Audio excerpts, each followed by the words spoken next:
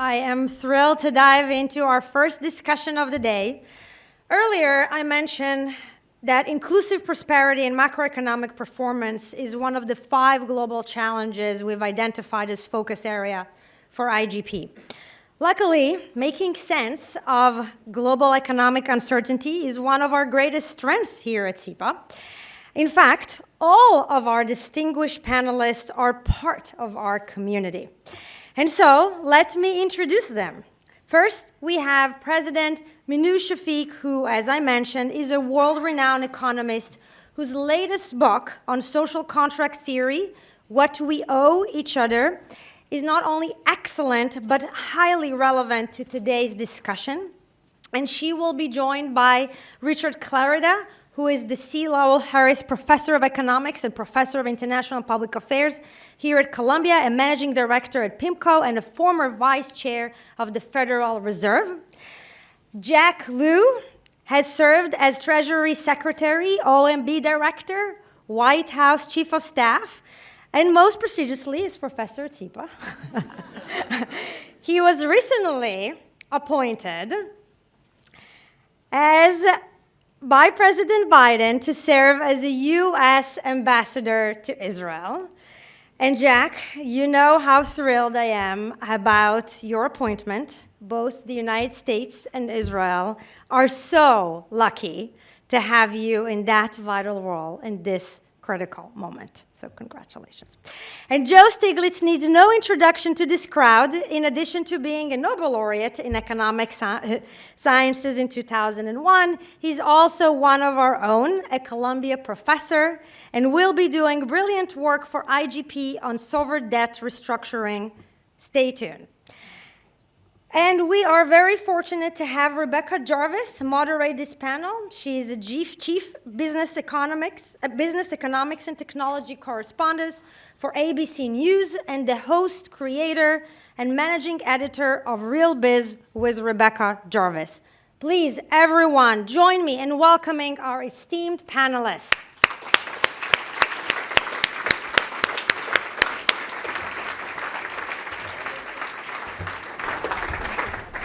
I'm thrilled to be here. Thanks so much for that introduction, Karen. And as everybody gets seated, I am thrilled to be here today. I know we're going to have a very nourishing conversation and enlightening conversation, and I hope you won't hold it against me that I studied economics at the University of Chicago, but I'll represent.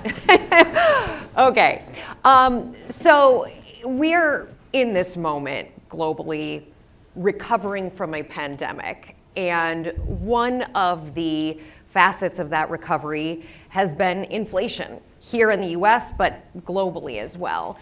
And Richard, given your position and your understanding of the conversations that are happening inside of central banks, I wonder if you can take us inside of right now, as the Fed thinks about this issue. Clearly, we've come a long way. Prices are not increasing as they used to, but over the last 2 years, they've increased substantially. And in Europe, and around the globe, it continues to be an issue, in particular because of Ukraine. Talk a little bit about what these conversations are like, and as they look backwards, what these policymakers believe went right and went wrong in their policies. Well, thank you, and it's a thrill to be at this event. I've been at SIPA now for 30 years, and this is really exciting. I'll begin by providing some context, Rebecca, because especially in the age of Twitter and its rivals, complex issues such as the one that you have asked about oftentimes get either oversimplified to the point of irrelevance. So I think the first thing to remember is that the last 3 years, we've seen the global economy really hit by a number of unprecedented, significant shocks. The pandemic itself was a public health catastrophe, millions of lives lost. In addition, not surprisingly, that triggered an economic collapse. Indeed, during my time as vice chair at the Fed, I referred to it as the global pandemic collapse, but not crisis. And I think the reason it did not devolve into a financial crisis was because of very robust action by monetary and fiscal policymakers, especially in the U.S., but around the world. I mean, in 2 months alone in 2020, 22 million jobs in the U.S. were wiped out. GDP was declining at a 30% annual pace, which is what we saw in the Great Depression. So without apologies, I was at the Fed as vice chair. The Fed was all in. U.S. fiscal policy, the CARES Act passed. So that was one shock. Obviously, vaccines arrived, so that began to turn away from the pandemic. But it turned out that reopening was also a shock. It turned out to take longer and be a lot more dislocation to reopen the global economy than it was to shut it down. And so really the global economy faced two big supply shocks, a contraction in supply and then a reopening. And so I think the initial surge in inflation, it's fair to say, caught the Fed and other central banks by surprise. I will confess, I was a charter member of Team Transitory in the spring of 2021, as the transcripts will reveal. What I think's been lost in the Twitter element of this is when you have very significant supply disruptions, and when you have what I think of as appropriate support to demand, you're going to face a situation such as the Fed and the ECB and the Bank of England faced. You're going to have a big increase in prices. You're going to try to limit the damage to and the scarring to the economy. Remember, the Fed has a dual mandate. So by statute, the Fed is charged by achieving maximum employment and price stability. And so as a consequence, it was difficult both to navigate and communicate. What we've seen more recently, bringing it into the present, is a very hawkish pivot, by the Fed, the ECB, the Bank of England, and indeed many emerging economies actually began to hike rates somewhat before the advanced economies. And for a while, it didn't look like policy was getting very much traction. With the benefit of hindsight, I think, and here I can plug some fine work that Joe Stiglitz and co-authors have done on trying to look at the supply and demand elements of this. I think we now see that a big part of the run-up in inflation turned out perhaps to be transitory, but it took longer than a lot of folks expected for the supply shocks to dissipate. But now that they have dissipated, we are seeing inflation coming down, indeed coming down much more rapidly than more narrowly focused demand-oriented models would suggest. I think the important thing that central banks got right, I've talked about what they and we got wrong, was they focused intently on keeping inflation expectations anchored. Nobody, at least of the policymakers I interacted with, nobody wanted to replay the 1970s and have not only the adverse supply shock, but inflation get out of hand. So to conclude, what do I think they're talking about, at the Fed, the ECB, and the Bank of England? I think none of the current leadership wants to declare mission accomplished too soon. There's still a road to travel. But I think certainly the destination is in sight. I think most of the heavy lifting, perhaps all the heavy lifting central banks need to do in terms of raising rates, they've done, and the attention will turn at some point to rate hikes, to how long rates will stay at the current territory. So maybe, again, there's a lot we could cover, but I think that addressed most of the elements of your question. Do you think the Fed sticks to its 2% inflation target and waits until we get there? Jay Powell has been asked that question several times. He's always indicated publicly that under his leadership for the next 2.5, 3 years during his term, he would not support raising the inflation target. Which, by the way, 2.5, 3 years might be how long it takes to get to the 2% well, sure. inflation target. I'm in the camp, Rebecca, and really have been really since I left the Fed, that what I've called the 2-point-something destination. I think it is important for the Fed to have inflation running on a year-over-year basis in the twos. I think if that happens, and I expect, and they expect it will happen by next spring, that will have been a big decline in inflation. And I think at that point, the Fed will focus more on a forecast that over time inflation can fall to 2. But I don't think there's any appetite for another round of rate increases to wring out those last 50 or 60 basis points. And I think we may be in an era of what we saw in the early 90s with a bit of opportunistic disinflation as part of the mix as well. But no, I would be surprised if the Powell Fed formally raises the inflation target. Can I just come in? Sure. And just remind everybody that the number 2% was picked out of thin air. So there's nothing based on economics that has that 2%. So the question, I think where Powell's going is probably right. In this context, in the disinflationary process, you don't want to openly say, I've changed my target. But what you want to do quietly is to realize that the real problem is out of control inflation. Perfectly clear that we're not. Inflation is really under control. And so there's not only is there no reason for that 3% or 2%, and in fact there's a lot of theory that says a little higher inflation is better in the presence of large structural transformation. There's no theory about how fast you get to the 2%. Right. And so probably the right stance is, we're going to keep inflation tamed. The way that Rich put it, I think, is right. We're in the 2s. There'll be opportunities to disinflate and just keep calm. Minouche. If I could just add one go thing, ahead. because I don't think you're going to find a lot of disagreement amongst us, but I think the challenge they have is to do it in a way where the credibility of the Fed Yes. and their determination to not let inflation get out of control isn't weakened, because that's one of the most powerful tools a central bank has. And I think the policy that the Fed adopted to look at an average of 2%, combined with the trajectory that I think Rich correctly predicts will get into the 2s, gives them a lot of room to do that without making a formal announcement. Agreed. And they have multiple audiences, and they have to thread that needle. And I give them a lot of credit for having done it quite artfully with a lot of withering criticism that they didn't know what they were doing, which I thought was unfair at the time. Well, And I might just go ahead. the last time we had this debate about changing the inflation target was when inflation was on the floor Yeah. and prices were too low, and some people were arguing we should raise it to 4% to change expectations to try and get inflation up. So it's sort of, we kind of reach too quickly, I think, to changing the target every time inflation isn't where we want it to be, whether it's too low or too high.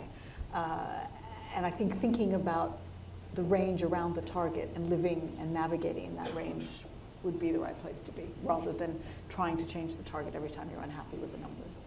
Minouche, I want to broaden out the conversation a little bit, global, and also the dramatic changes that we've now seen, even the credibility issue that Jack brought up, and the idea of income inequality, what we've now seen over the last decade plus. And I find this statistic from you fascinating, that 4 out of 5 people in China, Europe, India, and the United States feel that the system isn't working for them. So this is a global feeling. How do you address that, and how much of it would you say is cultural versus economic? I mean, I think the phenomenon of, I'll distinguish between income inequality between countries and within countries. There's clearly a problem between countries. We were on a trajectory where economies were converging for many, many decades. And the last few years have seen a reversal of that. And Joe will talk about the sovereign debt issues. But part of that is because countries were able to borrow on international markets. The Fed has started to tighten, and we got the consequence of them becoming in unsustainable debt positions and having to do extreme fiscal tightening in some low-income countries. You know, countries like Kenya can't pay their civil servants. Healthcare budgets are being cut around the developing world.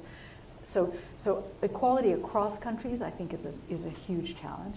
Within countries, it's primarily a story around technology. And how technology has changed our economies and increased the returns to those with higher education and higher skills.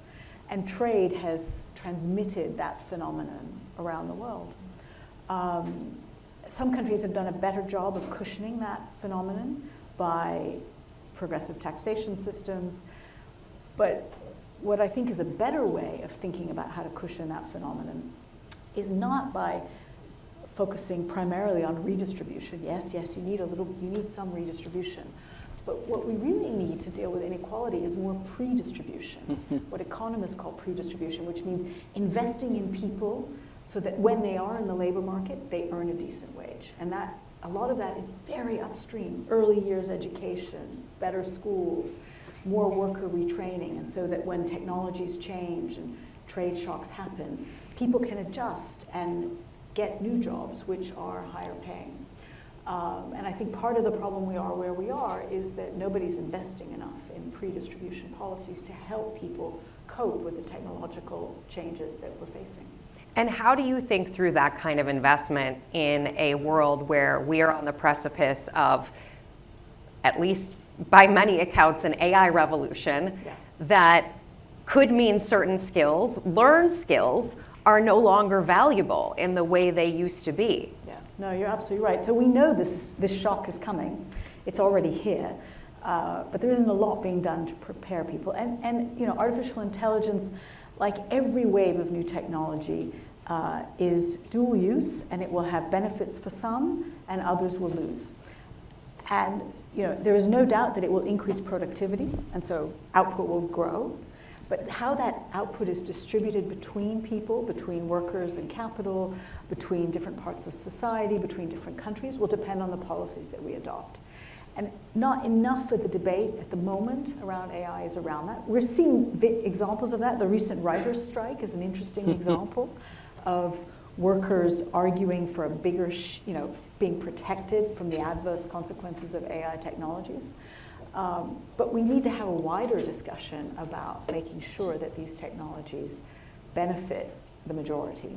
And it's possible to construct such a world. It's just that our track record of doing that in the context of past technological revolutions has not been great.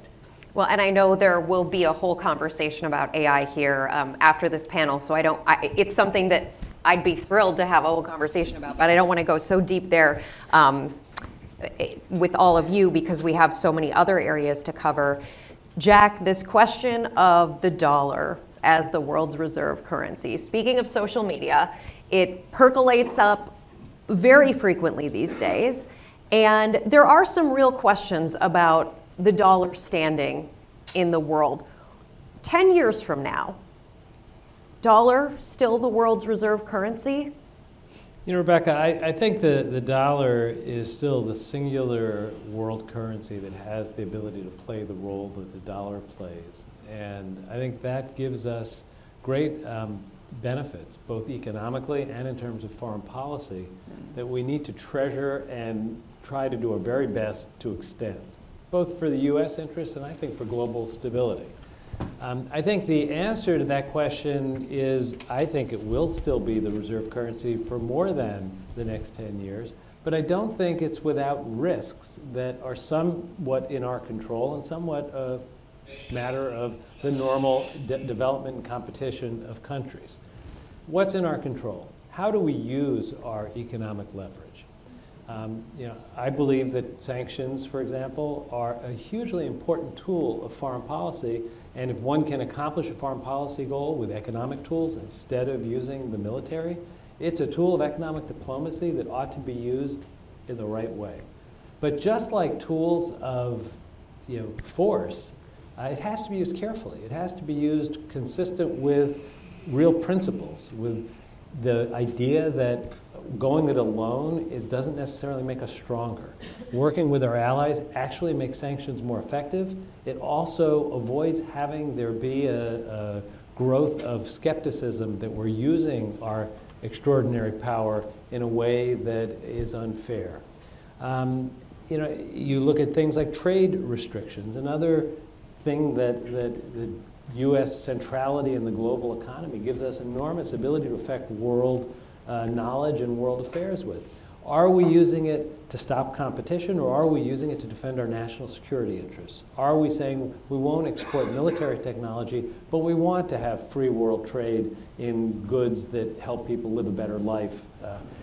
the consistency of the intellectual positions behind our policies, I think, has a lot to do with the question of will the world trust the U.S. 10, 20, 30, 40, 50 years from now? That's right. I think the world wants to trust us, and I give the current administration a great deal of credit pursuing extraordinarily tough economic sanctions, with most of the world falling in line, saying you're doing it the right way. But I don't think we could take that for granted. If you stop asking the question, are we using our position the right way, or are we abusing our position, you actually hurt the tool itself. Now, I think the 10-year time frame is easy. If you ask me 25, 50, I think it gets harder just because history changes. You know, the pound sterling was the world reserve currency until it wasn't. I think the dollar can have a very good long run, but I actually think it is something that we have to pay real serious attention to in an academic and intellectual way to make sure that it's seen as being used in the right way. And the one thing I'll say, because I think it really answers your question, is the world is nervous about this. The plumbing, the architecture has been built to get around the dollar, to settle without going through U.S. financial institutions, to settle without the dollar, to have commodities like oil traded without going through the dollar. Very little activity in that area. Much, you could say it's much ado about nothing, but the fact that the plumbing is built means that the world is watching to see how do we use our extraordinary power. And I think we need to use it to have it when we need it and to use it sensibly. Well, speaking of that plumbing, do you believe crypto is more powerful or less powerful in the future? So in this context, I actually don't think cryptocurrency in the form of private cryptocurrency is a meaningful competitor to sovereign currency. Yeah. I think the question that I wonder about, and I don't know the answer to, is there some group of sovereign cryptocurrencies that individually or collectively could become a means of settlement, a means of storing value? Why do people store value in sovereigns? Because they trust the sovereign will be there forever. Exactly. I don't think people feel that way about private cryptocurrency. So people do invest in it, they gamble in it, they do different things with it, they want to settle in it. I don't see large sovereign reserves being kept in private cryptocurrencies. I think it's a very interesting question, what happens with sovereign cryptocurrencies and whether we will or won't go into that space. And I'll just note that the US has a very different view of the kind of how to think about sovereign cryptocurrencies than other countries do. You know, we value our privacy so much. We don't really want to have a government agency or a central bank having the ability to track every transaction everyone makes. In other countries, you don't have that same inhibition. And I think the folks at the Fed and Treasury have to think this through, have a huge set of social challenges, political challenges, not just economic and technical ones to get over. Well, and as far as the Fed is concerned, we've heard on the record a number of times that sovereign crypto is just not, it's not a thing right now. No. But you can head downtown and talk to Sam Bankman-Fried. He's available. He's busy, but I'm sure he'd love to chat. Okay, so Joe, let's talk about that sovereign debt. And I know this is an area that you're focusing on now. You're focusing on it here. In terms of that relationship, where do you think the focus needs to be right now in sovereign debt and these crises that we've now seen so many times over and over again? You know, first, the idea, there's a long history. People borrow, corporations borrow, and countries borrow more than they can repay. And partly it's mismanagement, but partly there are lots of shocks. We've talked, you know, Rich began with the unprecedented shocks. And so you have shocks that are beyond anything that you'd imagine, and then you can't repay. So it's not always bad behavior or even malpractice, you might say, that led to over-indebtedness. Now, within our countries, every country almost has a framework for dealing with it. We call it bankruptcy laws. And you have multiple creditors, and you figure out who gets priority. Workers typically get priority over other things, except when we changed our laws to give derivatives first claim over workers. That was a peculiar moment in history. But normally you have a way of thinking about how you determine priorities. Now, internationally, we don't have that framework. And in the aftermath of the 2008 crisis, the President of the General Assembly asked me to look at, set up a commission, work with a commission to answer the question that you posed. What do we do to deal with debt and other aspects of the global economic architecture, or the kind that Jack was talking about, so that we wouldn't then have another crisis, or it wouldn't be as severe without as severe consequences. And one of the things we recommended was creating a framework for sovereign debt restructuring. And we described the principles of how you do it, recognizing the notion of sovereignty, but also accountability. And the idea was overwhelmingly adopted by the UN General Assembly in 2014 and 2015. A whole set of principles that were aligned with what we had advocated were almost unanimously adopted. There were only 6 countries in the General Assembly who voted against it. Unfortunately, they were the United States, the UK, and the other major creditors. So here we are, 2023, with many countries facing a debt crisis. Some were over-indebted before the pandemic, but you saw what happened in the United States in the level of indebtedness, how much it went up during the pandemic. And then, and that was true of developing countries, emerging markets, not to the same extent because they just couldn't. But beyond that, then came the war in Ukraine, and food prices and oil prices went up. And then came the Fed responding to the inflation, and I think it went, normalizing was a good thing, but pushing the interest rates beyond that to the level they are today so fast, I think was not necessary for restoring confidence, and had enormous externalities, which they didn't take into account. Some of them were inside the United States, like Silicon Valley Bank, and mismatching standard problem that they should have been aware of, that we had back in the 1980s, and the fact that they, it revealed how bad their regulation and supervision was. But externally, the effects are being devastating. And a large number of countries have gone over the brink, and the IMF estimates that there are a huge number of countries at the brink.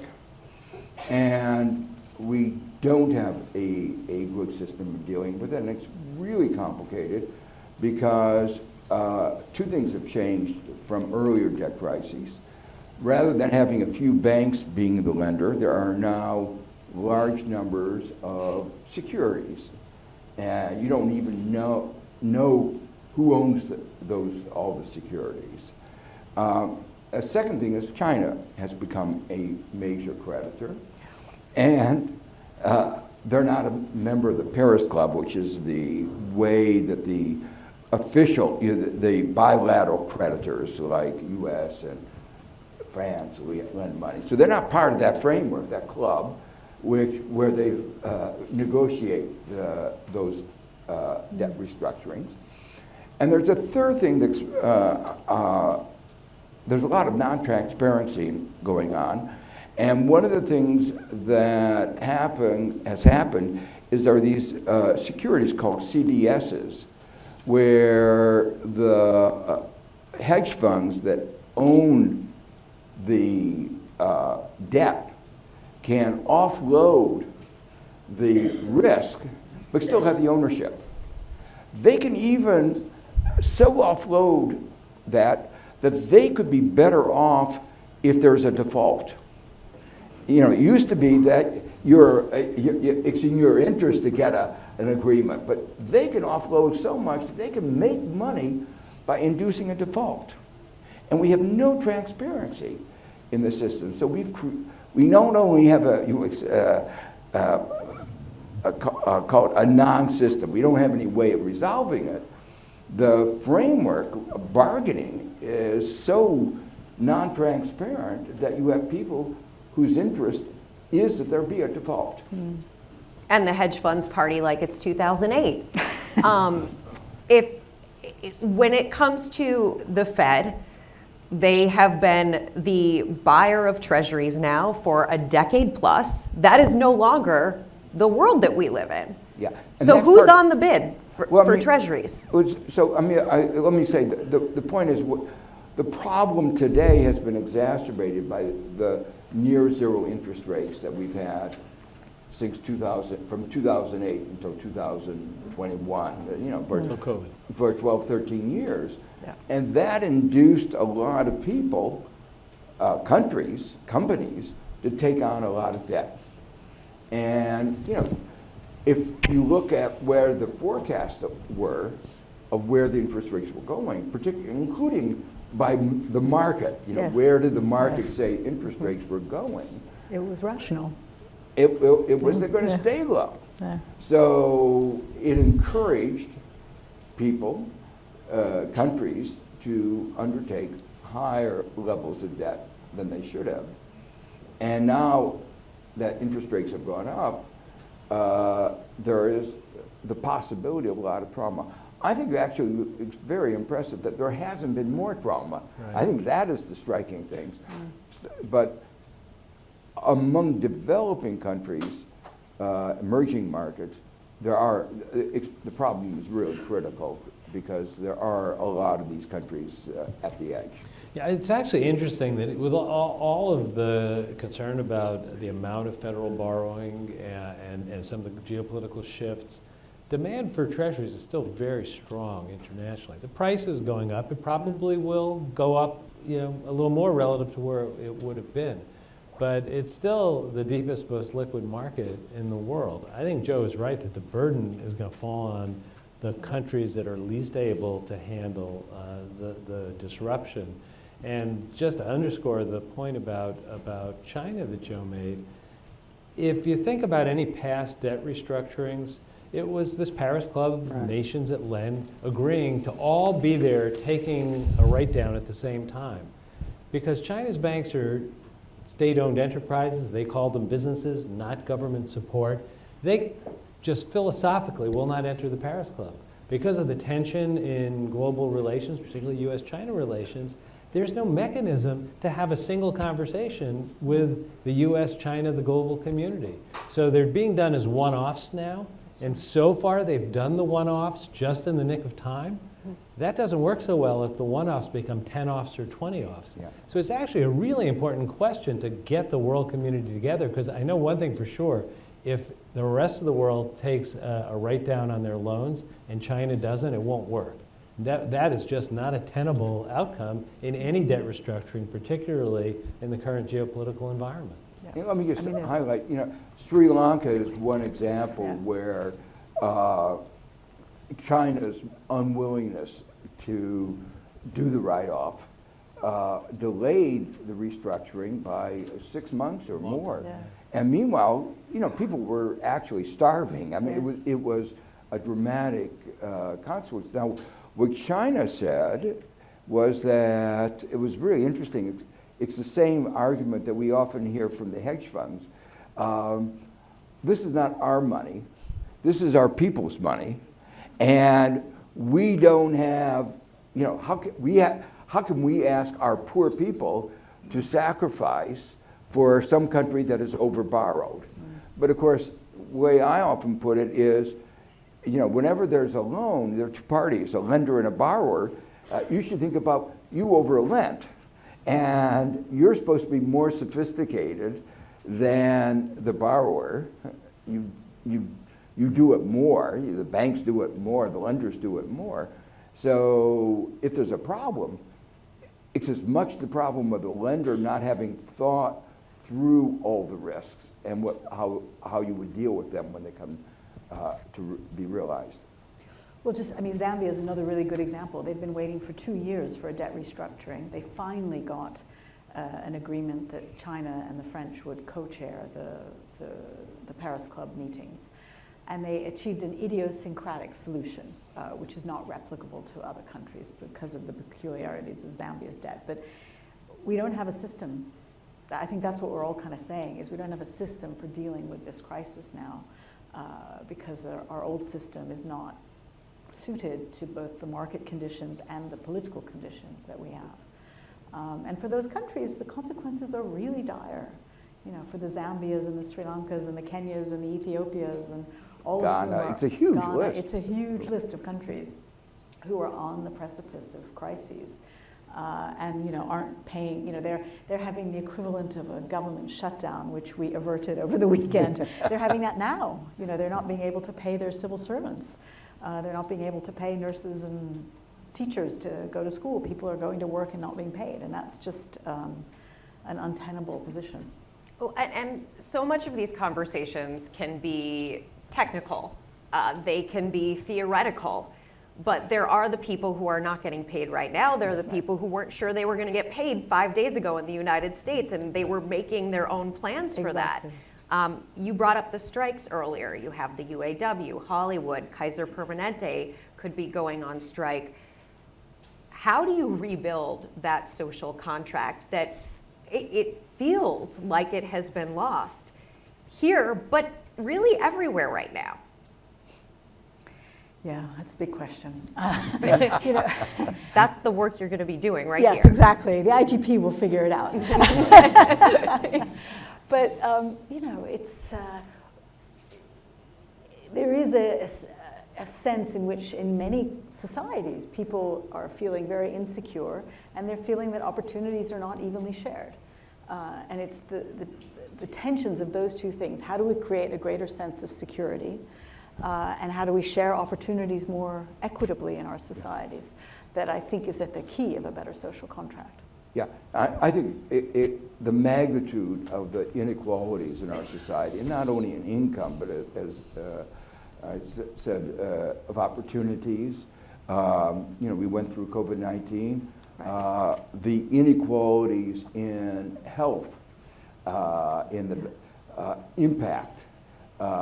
You know, both within countries. The U.S. has the largest of the advanced countries' inequalities in health, and that's because we don't have a good health system. And inequalities across countries were unnecessary in some, I mean, they're inherent, but we made it worse by not allowing our vaccines, intellectual property, to be used in developing countries and emerging markets, and that led to vaccine apartheid. And so that leads to, again, creating a fertile field for this breakdown of the social contract. There's one more thing that we haven't talked about, but I think the Institute will go into, which is mis and disinformation, Yeah. which has exacerbated our politics in a way, had effects on the election outcomes. So it really has, you know, it has real effects, and has been a polarizing force in our society. So we have some real forces that are polarizing, but then this has sort of exacerbated and accelerated that polarization. Yeah. And we'll have to think about regulatory frameworks for dealing with that kind within our values of a democracy. We're going to hit Ukraine in just a minute, but I do want to touch a little bit more on China before we go there, because this idea of China as friend or foe, or at least in need of the United States, I wonder if anybody has a strong opinion on whether China will need us more or less in the next 5 years. See, I would put the question, let me Sure, reframe slightly it. differently, which is the existential question for the world is climate change. And we have to cooperate globally to fight climate. And so China is now the largest emitter, so it has to be part of the solution. And the question that I sort of ponder is, the U.S. has a policy of being very aggressive, and I think excessively aggressive in many areas, and at the same time saying, oh, but in these other areas, like climate, we're going to cooperate and play together well. And my observation of human nature in general is you can't be aggressive on Monday, Tuesday, and Wednesday and say on Thursday, Friday, and Saturday, we're going to be best friends. And that is the model that the US government has right now, or the West in general has right now. And I don't have the answer, but I worry about whether that's a viable model. I think China will have a very difficult set of decisions to make because growth in China is weak. There are a lot of risks internally in China's economy, and their trade relations with the United States, with Europe, are key to their healthy economic growth in the next 5 years. They have to make some choices in terms of how aggressive they're going to be on certain policies and whether or not they're going to look for ways to make it easier to cooperate. I don't know the answer to that. I'm not sure that the decision making is the same as it was in the times when we engaged so closely in recent years. I do know this, that economic instability in China does not lead to greater political stability in China. And that ought to be an opening to making some progress. But I take some hope from the renewal of bilateral discussions at a very senior level that they're concerned about that, and that means we'll see some flexibility in terms of how they engage. But it's a two-way street. It's not just what we do. But what you're touching on, there did seem to be something of a shift towards the end of the pandemic policies in China and the response of the Chinese people. We have 1 minute left to cover all of Ukraine. Does anyone want to share a vision for Ukraine and the future and how to rebuild there? Who has a really strong? Go ahead, Minouche. Well, okay.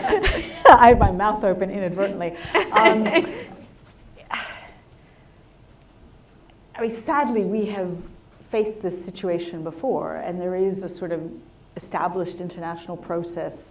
In this case, I think Europe will obviously provide leadership in terms of reconstruction. The scale of destruction is so vast that the level of investment required will be huge. There are already many estimates out there in the many, many, many hundreds of billions that have been provided. There will have to be huge amounts of public money. And I think, the US will be expected to contribute, although even that's a very hot and difficult debate even at the moment. But I suspect that Europe will shoulder a big share of those reconstruction costs. Go ahead, Joe. Yeah, three comments. First, I think the problem is much more difficult than the reconstruction of Europe in three ways. First, we don't know how long the war is going to last, and it's going to probably end in a frozen conflict of the kind that we've seen in other places. So it won't be a real peace. Secondly, Ukraine was an agricultural country, and from what I've heard, vast amount of areas have been mined. Yeah. So restoring agricultural production is going to be more difficult. And thirdly, before the war, in many ways, Ukraine was not fully successful in making the transition from communism to the market economy. They've done a lot more than we had thought at the time, and it's really impressive to see the young people, the young women who've come out of Ukraine. But that transition, institutional transition, Europe had institutions in many of the countries that were working, that were destroyed, like the UK. Others had to create institutions, but they have a real challenge. There's a fourth one, which is the migration issue. They've lost a significant fraction of their population. And the longer the war goes on, the more likely the women are going to settle in other countries. That creates a gender imbalance, and we know the dangers of gender imbalance. So you're going back to what Hillary said in the beginning of one of the things of IGP, gender issues become very important as part of the reconstruction. Yeah. So, I guess want to say that the challenges are very great. I think we have to make it work. I think I think the U.S. really does have to commit more funds to this, and it's not just money, but it's interactions in a variety of ways, intellectual interactions, working to kind of create the institutions. It's not only you might say, the physical infrastructure, it's the soft infrastructure that will have to help work in rebuilding. Yeah. Thank you so much, Joe, Jack, Richard, Minouche. Really appreciate all of you joining us for this conversation. Thank you. Thank you. I guess.